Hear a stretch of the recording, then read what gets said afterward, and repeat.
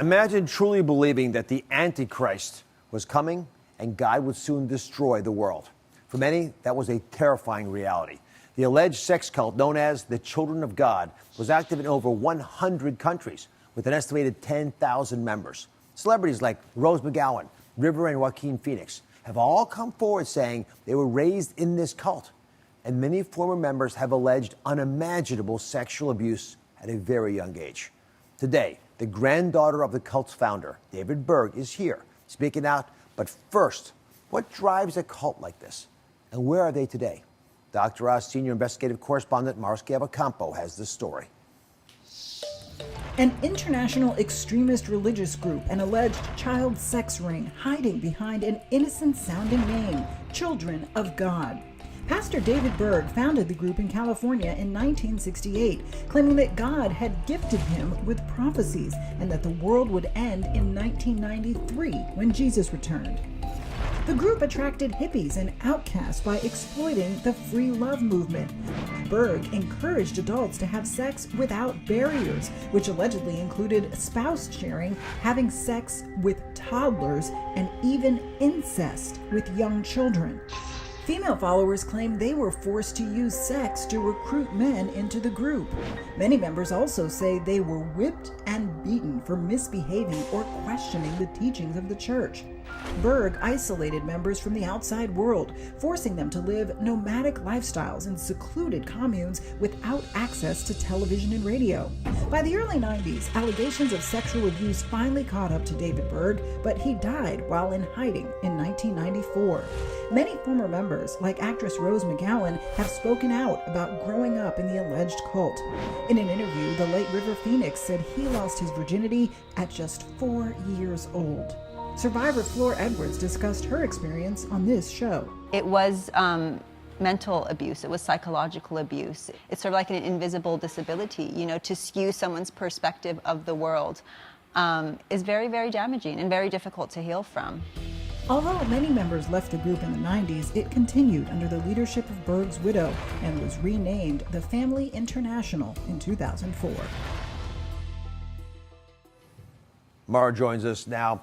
How did David Berg get thousands of people to believe in all of his apocalyptic prophecies? Yeah, Dr. Oz, this is a story that's very common in cults. Berg was a charismatic leader who preyed on the vulnerable. He actually started out as a pastor and created a teen church where he would recruit hippies. But he increasingly became more eccentric over time, and he eventually convinced his followers that he was a prophet, and he would communicate with them almost exclusively through written letters. And reportedly, he also increasingly became more abusive, forcing his followers into very isolated communities where sexual abuse was rampant. Let's talk about the alleged horrific sexual abuse that started at very young ages for a lot of these folks. What is known about this? How was it allowed to continue? Yeah, the sexual abuse that this cult allegedly practiced is among the worst that I have ever covered as a reporter. Berg convinced his followers that they were supposed to show their love for God by having sex with one another. And this reportedly included forcing women to have sex with complete strangers as a form of recruitment and, unthinkably, forcing children into sexual relationships with adults, including their own parents. Oh my. In fact, Berg's own son said that he was sexually abused by multiple people throughout his childhood. And in adulthood, that boy, as a man, murdered one of his alleged abusers and then took his own life. So the founder, Berg, died in 1994. These stories that you're recounting are hard to fathom. Where's the cult now? Once the cult leader dies, does it dissolve? Yeah, so they are still in existence, but in a different form. So they've changed their name. They go by the Family International. They're also much smaller, reportedly about 2,000 members, and they've renounced the practices of child sexual abuse and pedophilia, which of course is a good thing and very necessary. But make no mistake, a lot of the former members are still very much involved and active, and the cult, the group as it stands today, is led by Berg's former widow. Mara, thank you very much. Thank you, Dr. Oz. So it takes enormous courage to leave all you ever known behind, but that's exactly what my next guest did when she escaped from the Children of God. Granddaughter of cult prophet David Berg and author of the new book, Sex Cult Nun, Breaking Away from the Children of God, a wild, radical religious cult, Faith Jones is here. I know this is a lot to talk about, but maybe we'll start at the very beginning. You grew up on the islands of Macau in this cult compound. What was your typical day like? I'd say our typical day was a little different than maybe other members of the group because my parents moved us out to this small Chinese village, the back end of nowhere. The house we moved into had no running water. It didn't have an indoor toilet. We had an outhouse. And, you know, over years, we basically helped rebuild the village. So as you describe it, the cult did do good for that community. Yeah, so my parents were very interested in like helping, serving, right? So the people who joined this group were very idealistic. But as far as our day-to-day life went, it was based in, you know, biblical principles. So, you know, we would spend hours a day reading either scriptures or my grandfather's writing, praying, singing, and then out preaching or proselytizing. So, you know, and then other than that, we're doing dishes, chores. Let's talk about your grandfather, David Berg, and his beliefs about society, his thoughts about the approaching end of the world. Yes. So my grandfather believed that the end time was imminent, and he actually he believed that he was the end time prophet. So he was given to know when this would happen. So he actually prophesied about when Jesus was going to return, and so we all lived in this kind of constant state of, you know, the end's coming anytime. You're constantly in preparation for, you know, soldiers to come and get you, and, you know, just very cut off from society. Some of the other beliefs, you know, were about no personal possessions, you know, so it was sort of, we lived communally in kind of a, call it Christian communism. All right, we got more to talk about up next. It wasn't just apocalyptic prophecies that cult members were taught to believe. Faith reveals the horrifying sexual abuse that she says she was indoctrinated into as young as 4 years old. We've been talking about the Children of God cult and the allegations of extreme sexual abuse. We're back with Faith Jones, a survivor of the cult and granddaughter of its founder, David Berg. So what were your grandfather's beliefs about who owned your body, his thoughts around sexual relationships? So to kind of understand the whole sexual aspect of the group, you have to understand initially when the group was founded, right, when my parents joined and stuff, there was no sexual relations unless you were married. And then when my grandfather wanted to take a new wife, he began to have these revelations about something called the law of love, that the love is the only law and the 10 Commandments are done away with, so anything done in love is okay. This extended to having sexual relations outside your marriages, and I think based on his own predilections and perversions, even saying, well, you know, children are sexual beings at a young age, so extending that type of sexual relations even with children, to sort of awakening children's sexuality at a very young age, really inappropriate sexual contact between adults and children, which was abuse. It ended up going in that direction. That my grandfather promoted it. I know this is sensitive, but there was an event in your own life when you were age 4. Mm-hmm. If you're willing to share it with the audience, I think it would help underline what you're saying. Yeah, so I mean, someone asked me once, like, when did you learn about sex? I said, well, actually, I don't ever remember not knowing about sex, because it was in like my earliest comic books and the literature and everything. I always knew what it was from the earliest memories. But there was a time when my mother actually, and you know, I think in her mind, this was just an innocent, oh, I'm just teaching my daughter, like, hey, show her how it's done kind of thing. So she did a demonstration with my father for me when I was very young. But she didn't ask me to engage in any way, right? So to me, I feel like the impact from that was not nearly what it was from other instances where adult men, particularly, actually, you know, forced me to engage with my body. And so that I found had much more lasting harm. How old were you when that started? The first time I was 6. 6? Yeah. And then it happened a few more times when I was like 10. And then after that, the family they basically banned any sort of sexual interaction between children and adults because they were getting so much bad press, and police, people had been reporting abuse who had left the group, and so the police were really starting to look at it, and it began raids and court cases and other types of things. So they banned all sexual contact when I was around 10, I guess. Were your parents aware of what was happening to you when you're age 6, age 10?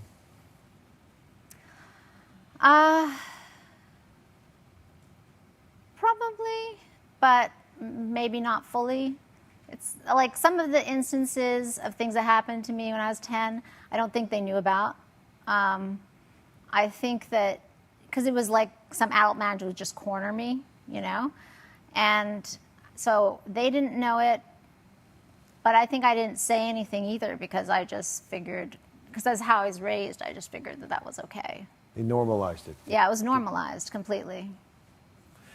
There was also this activity called flirty fishing, which was, if I understand correctly from what you've written, heavily promoted within the cult.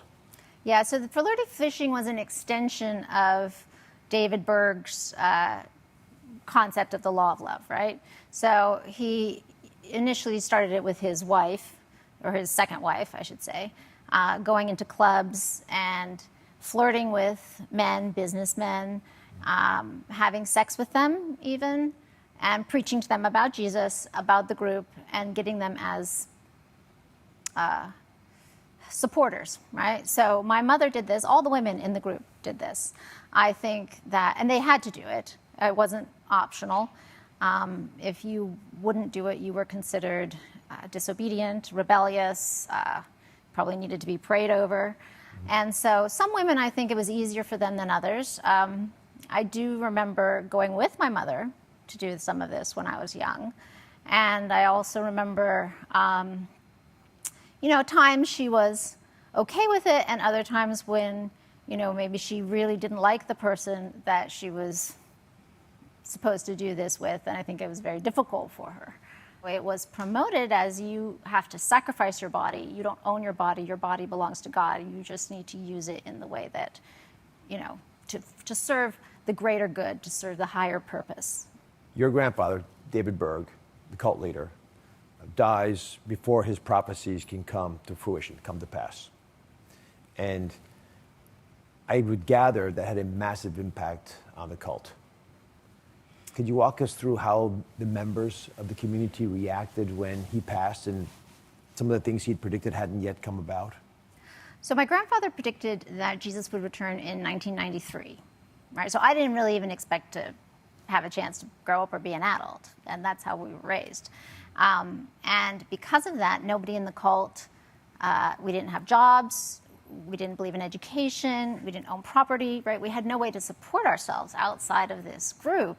And this created a whole system of control, because where were you going to go? It was like, any year now, it's going to happen. And then my grandfather died in 94, yes. A year after Jesus didn't come back. Of course, there's always an excuse for a prophet, right? Jesus gave us more time, or whatever that is. There's always some excuse. But his wife took over. Things didn't change that much, I would say, because she had really been running it for years because he had been very sick. But I think a lot of the members, especially older members or people who had been drawn to the group by his charisma and, believed in him as a prophet, they were not as keen necessarily on the transfer of leadership. But for a lot of people, it kind of went on business as usual. How about you? When did you start becoming disillusioned with the cult?